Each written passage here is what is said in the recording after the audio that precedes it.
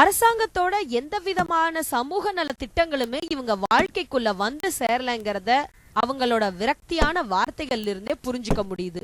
பெண்கள் இன்னைக்கும் வீட்டுலதான் குழந்தைய பெத்தெடுக்கிறாங்கன்னு சொல்றாங்க. அப்படி சமீபமா குழந்தைய பிரசவிச்சவங்க தான் இந்த சுதா. சரி, உங்களோட யார் இருந்தாங்க உங்களுக்கு குழந்தை பிறக்கிறப்போ? அதுன்னா யார் இருந்தாங்க? எங்கள் வீட்டில் உங்கள் தம்பி பொண்டாட்டி இருந்தாங்களா? சரி, உங்களுக்கு பயமா இல்லையா? நம்ம என்னடா வீட்டில் இந்த குழந்தை பிறக்குதே அப்படின்றனால உங்களுக்கு பயமா இல்லையா? ஏதாவது திடீர்னு உடம்பு சரியில்லைன்னா யார் பார்த்துப்பாங்க அப்படின்னு பயமா இல்லையா உங்களுக்கு? பயமாக ஒன்றும் இருக்குது. நம்ம சுதா கிட்ட பேசிட்டு இருந்தோம். அவங்களோட குழந்தை வந்து வீட்டில் தான் பிறந்தது அப்படின்னு சொன்னாங்க. இங்கே இருக்கிற நிறைய குடும்பங்கள்ல இருக்கிற பெண்களுக்கு சுகாதாரம் பற்றிய விழிப்புணர்வு அப்படின்றது ரொம்ப குறைவாக தான் இருக்குது. இந்த மலை பிரதேசம் அப்படின்றது தமிழகம் சுகாதாரத்துறையில் எத்தனையோ விஷயங்கள்ல முன்னேறி இருக்கு. ஆனால் இன்னைக்கும் இங்கே பிறக்கிற நிறைய குழந்தைகள் வீட்டில் தான் பிறக்கிறாங்க. நல்லா படிச்சவங்களே வேலை கிடைக்கும்னு வர்ற விளம்பரங்களை நம்பி ஏமாந்த சம்பவங்களை நாம பத்திரிகைகள்ல படிச்சிருக்கோம். அப்படி இருக்கும்போது வாழ்க்கையை எப்படியாவது தள்ளிடணும்னு போராடுற இந்த மக்கள்ல சிலர் மரம் வெட்டும் ஏஜென்ட்டுகளுக்கு இரையாகிறது ஆச்சரியப்படுற விஷயமாவே தோணல. வேற வேலைக்கு போறேன்னு சொன்னாங்க. போயிட்டு நாங்க சம்மாசிக்கிட்டு வருவாங்கட்டு நினைச்சுக்கிட்டு வீட்டுலயும் பசங்களெல்லாம் எல்லாமே வச்சுக்கிட்டு நாங்க இருந்தோங்க. அப்புறமா ஒரு மாசம் பொறுத்து பார்த்தாக்கா ஆந்திரா ஜெயிலு தூக்கி போட்டுக்கிறாங்கட்டு சீட்டு வந்துச்சு. அப்புறமா தான் போய் பார்த்தா இந்த மாதிரி குறை இருக்குது, இந்த மாதிரி செஞ்சைக்குமே பட்டு இந்த மாதிரி தூக்கி போட்டுக்கிறாங்க. நாங்கள் எங்கள் பசங்க குட்டிங்களாம் வச்சுக்கின்னு தலைக்கு எண்ணெய் இல்லாமல், துணியில் கட்டிக்கிறதுக்கு துணி இல்லாமல், கஞ்சிக்கு வசதி இல்லாமல், கூலி போனாலும் இங்கே போய் தேசங்களை ஏன்டா கூப்பிடணும்னு சொல்கிறாங்க. இவங்கள பார்த்தாலும் கேவலமாக நினைக்கிறாங்க. இவங்களுக்கு மானம் பெருசா, உயிர் பெருசா, இவங்களுக்கு மானம் பெருசா? வயிற்று பாட்டுக்கு ஏஜென்ட்டுகளை நம்பி போனவங்களுக்கு என்ன ஆச்சுன்னு தெரியாத நிலையில தான் இந்த மக்கள் இருக்காங்க. காணாம போனவங்க உசுரோட இருக்காங்க, ஜெயில இருக்காங்கன்னு தெரிஞ்ச பிறகு இங்க இருக்கிற பெண்களுக்கு அவ்வளவு சந்தோஷம். ஆனா அந்த சந்தோஷம் கூட நீண்ட நாள் நீடிக்கிறது இல்லை. 15,000 ரூபாய் கடன் இருக்குது. அந்த கடன் அடிக்கிறதுக்கு வேலைக்கு போயிருந்தாங்க. வேலைக்கு போயிருந்த இடம் பிடிச்சி அந்த நாங்கள் தேடி பார்த்துட்டு எங்கேயும் வந்தாடு பிறகு ஜெயிலுக்கு இருக்கிறாங்கன்னு சொல்லவா போய் பார்த்தோங்க. அந்த கடன் அடிக்க முடியல. இன்னொருத்தி கடன் வாங்கி போய் பார்த்தாலும் அது எங்களால் அடிக்க முடியல. கடன் அதுக்கு மேலே மிச்சமாக கடன் வாங்கி போயிடுச்சு. எங்களுக்கு வேத்து கொடிமைக்கே சாப்பிட முடியல. என்ன பண்ணுறது? அப்படியே ஜெயிலே கிடக்குறாங்க. இங்கே இருக்கிற நிறைய பெண்களுக்கு அவங்களுடைய வீட்டு தேவைகளையே பூர்த்தி செய்ய முடியாத ஒரு நிலைமை. அது மட்டும் இல்லாமல் அந்த ஜெயிலில் இருக்கிற அவங்க குடும்பத்தினரை போய் பார்த்துட்டு வர்றதுக்கு கூட காசு இல்லாத ஒரு நிலைமையில தான் இருக்குது. இந்த அம்மா அவங்களுடைய பையனை கடைசியாக 2 வாரத்துக்கு முன்னாடி போய் பார்த்ததா சொல்கிறாங்க. அதுக்கும் இப்போ இவங்க கடன் வாங்கி தான் போய் பார்த்துட்டு வந்ததா சொல்கிறாங்க. ஆங்கிலேய அரசு சில குறிப்பிட்ட சமூக மக்களை குற்ற பரம்பரையினர்னு முத்திரை குத்தி கடுமையா ஒடுக்குச்சு.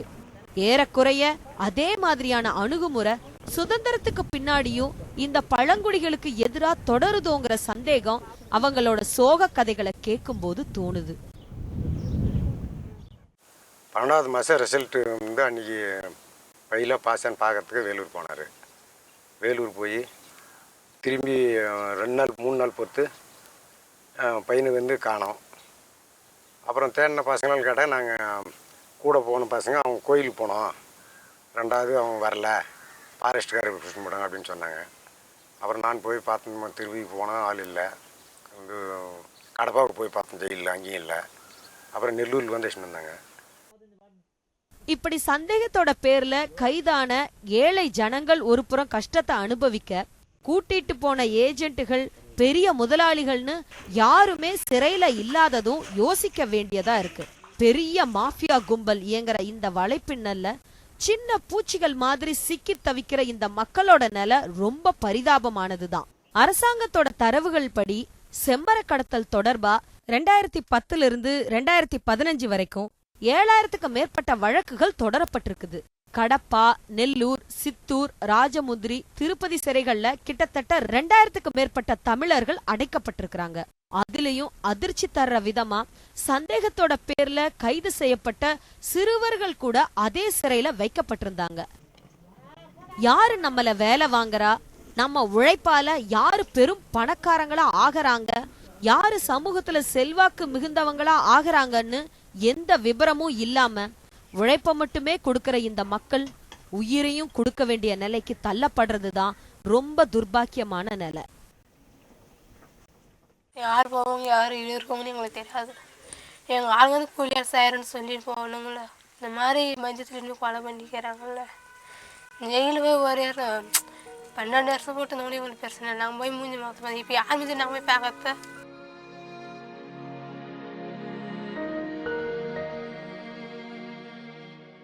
கடந்த ஆகஸ்ட் 24, 2014 அன்னைக்கு சீனிவாசலுங்கிற திருப்பதி வனத்துறை உயரதிகாரி ஆந்திரா காடுகளுக்குள்ள நுழைஞ்சா என்கவுண்டர்னு முன்னறிவிப்பு செய்யறாரு.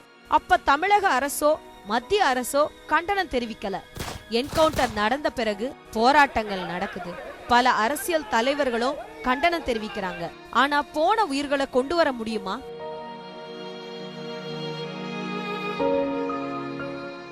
என்கவுண்டர்ல இறந்த தன்னோட கணவனோட இழப்பை தாங்க முடியாத முனியம்மா ஆந்திர அரசாங்கத்தை எதிர்த்து வழக்கு போட்டிருக்கிறாங்க. எது வசதி கிடையாதும்மா. தப்பே பண்ணியிருந்தா கூட என் கணவன் வந்து சிறையில் அடிச்சுதான் நான் வந்து இன்னைக்கு கேஸ் கொடுத்து நான் இன்னைக்கு வாதாரம் இல்லையா, அன்னைக்கு நான் கேட்டிருப்பில்லை என் பிள்ளைங்களுக்கு தப்பு போகணும், எனக்கு கணவன் ஒன்று கேட்டிருப்பில்லை. இப்போ என் குழந்தைங்க அப்பா ஒன்று கேட்குது, நாங்கள் யாருன்னு என் குழந்தைங்களுக்கு நான் என்ன சொல்லுது, ஸ்கூலில் சொல்லுது என் குழந்தை ஆந்திராக்காரங்க இட்டு போய் எங்கள் அப்பாவை சாவாச்சிட்டாங்க போலீஸ்காரன்னு சொல்லிக்குது. திங்கக்கிழமை போனாங்க, செவ்வாய்க்கிழமை வந்து இது அவங்க சவத்தோட தான் வந்து ஊடு போனாங்க. திரும்பி எங்கள் வீட்டுக்கு வரல. எங்கள் பசங்களுக்கு நான் என்ன சொல்லுறது பதில்? தப்பு பண்ணி தான் நீ சிறையில் ஆடி ஒரு உயிர் இட்டுன்னு போய் அவங்க ரூமில் வச்சு சித்திராதை பண்ணி சாவடிச்சு எங்கள் ஆம்டைன்னா அந்த நாட்டில் ஆந்திராக்கார நாட்டில் எங்கள் தப்பு பண்ணாங்க.